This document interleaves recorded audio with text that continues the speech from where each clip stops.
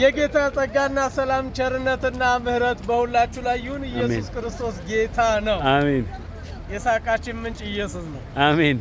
ሕያው መንፈስ ቅዱስ ክፍል 10ን በሐዋርያት ሥራ ምዕራፍ 10 ቁጥር 45 ጀምሮ በጌታ በኢየሱስ ስም አነባለሁ። አሜን።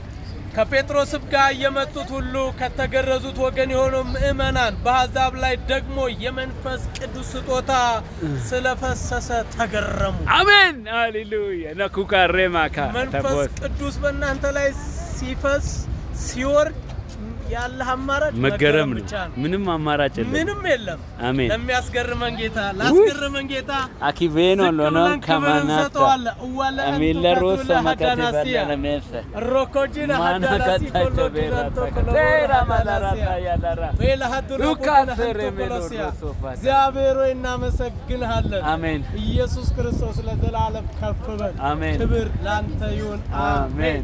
ሃሌሉያ ሃሌሉያ። ኢየሱስ ያድናል። አሜን።